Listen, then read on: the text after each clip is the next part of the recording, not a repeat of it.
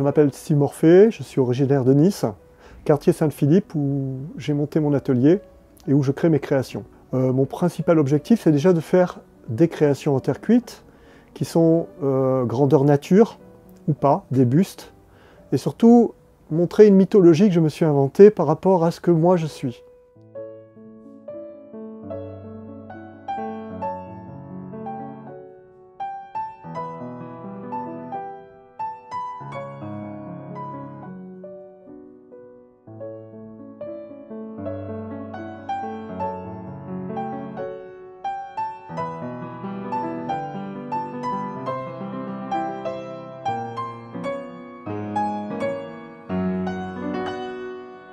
Alors, mes personnages imaginaires sont issus vraiment de mon imagination. C'est une mythologie qui défend la nature en tant que végétation et la nature en tant qu'animal, insectes et les oiseaux, on va dire. Les personnages sont là pour restaurer ce que nous on détruit. L'être humain est toujours en train de massacrer ou dénigrer les animaux ou abîmer la nature. Et moi, mes personnages, ils sont là pour restaurer un petit peu. Ils font tous quelque chose de différent. Certains personnages vont défendre les animaux, les naissances des animaux. D'autres vont défendre certaines parts humaines, c'est-à-dire qu'ils vont trouver des rêves en l'air, qui vont restituer aux gens qui n'en ont pas. Donc il y a toujours un personnage qui est là pour une cause. Il y a eu pendant le confinement un personnage qui est né, un petit faune aussi, et qui combat aussi par rapport à ça. Toute cette mythologie, les centaures et tout ce qui est dans les bois. Les faunes sont des personnages de la nature, et cette rencontre entre mes personnages et moi, c'est simplement aider la nature à mieux se régénérer par rapport à ce que nous, on met en place pour la détruire. Chaque année, il y a des personnages différents parce que l'aspect de la vie change.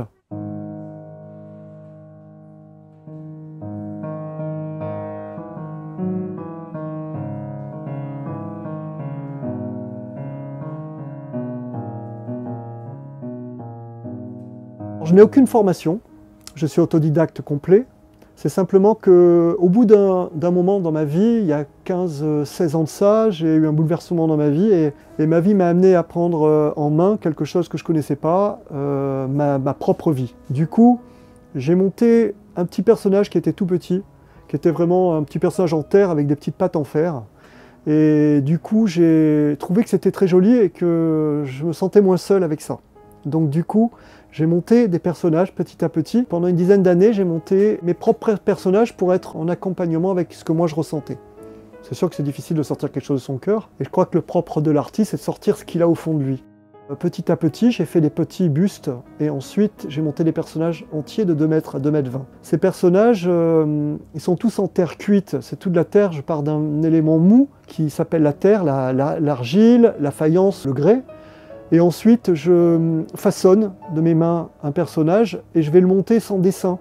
Je vais faire un personnage de mes mains parce que je sens quelque chose au fond de moi et je vais le créer de toutes pièces. Je me crée mon propre personnage dans ma tête, je vais le démantibuler intérieurement et le créer comme si je le faisais vraiment dans ma tête. Et en fin de compte, après, je vais le construire. Je vais le construire des pieds à la tête parce que je construis toujours du bas vers le haut. J'ai une idée de base.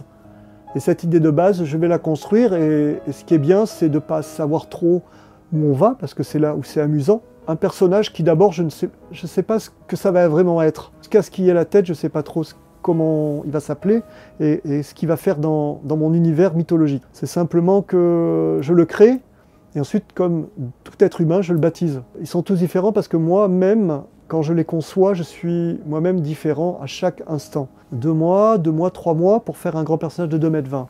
Les bustes, je mets 1 mois et demi. Ce sont toutes des terres différentes, hein. Il y a des grès gris, des grès beiges, des grès blancs. J'expose souvent pour des associations, comme par exemple Gemulcar, qui est à Monaco, et qui était pour la lutte contre le cancer. Une exposition dont je suis fier d'avoir remporté un prix, le Grand Prix Sculpture avec Valentiou, le gardien des rêves perdus. Donc ça c'est pas mal parce que ça a permis de faire rêver un petit peu monégasque là-bas et de voir que ma mythologie a quand même un peu bouleversé les cœurs des gens.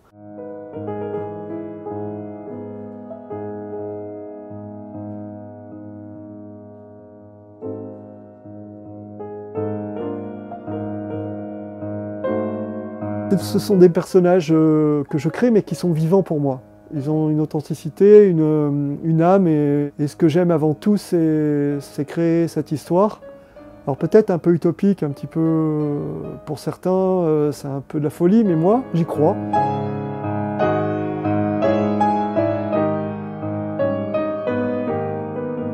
Alors je fais aussi des événements tous les mois de juillet, la première semaine de juillet, où je mets en scène mes personnages. Tous les ans, il y a un personnage ou deux, et là cette année, il y en a trois ou quatre qui vont être mis en scène. Je crée un événement où les personnages sont mis sous voile, pour pas qu'on les voit directement.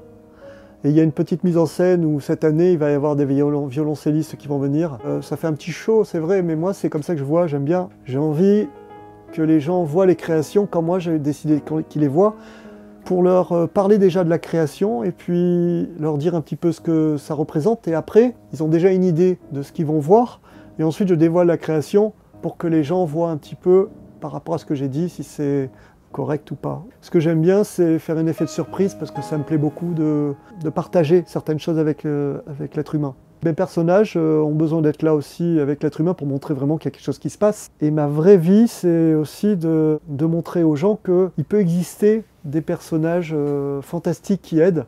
Et surtout avoir de l'espérance par rapport à ça et de l'espoir, c'est ce qui compte. Quand je fais un événement, j'ai envie que les gens ils pénètrent dans mon monde et pour le peu et l'instant qui vont venir, pendant une heure qu'ils rêvent. J'aime prêter de mon cœur et de ce que j'ai au fond de moi pour rendre meilleur quelques instants, tu vois. L'instant où je mets en scène mes créations, c'est un instant très fort pour moi parce que c'est un bébé, un nouveau bébé que je mets au monde et c'est important de le mettre en scène parce que je veux montrer que ces personnages nouveaux sont toujours en amélioration avec mes personnages anciens et que mon Hermès grandit par rapport à ça et que ça rend plus fort encore et de faire en sorte que les gens rêvent un peu plus et fassent le bien autour d'eux. Et moi, je donne une part de rêve, c'est ce qu'il y a de mieux à faire, je pense.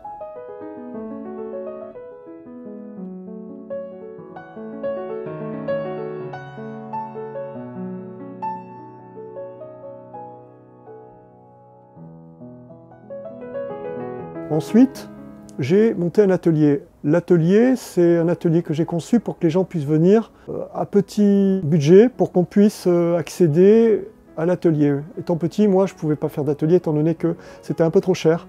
J'ai prévu de faire un atelier pas très cher pour que tout le monde puisse venir. Ensuite, il y a la terre qui est fournie, les outils, la bonne humeur. Et pendant 3 heures, on crée 3-4 fois par semaine. Il n'y a pas de thème imposé. Il y a simplement une idée créative et ensuite on suit le sujet et moi j'aide à mettre en place ce qu'on construit. J'ai monté cet atelier parce que j'aime bien enseigner la terre cuite et tout ce qui s'y passe par rapport à ce côté un petit peu social qui est dans ma peau. J'aime bien donner de moi-même et montrer aux gens ce qu'on peut faire. Et même ceux qui peuvent pas qui savent pas trop travailler la terre, au début c'est pas facile. Ensuite je les aide et ils prennent goût et c'est vraiment quelque chose qu'ils prennent à cœur et qui mettent bien pas à pas en travaillant à construire quelque chose.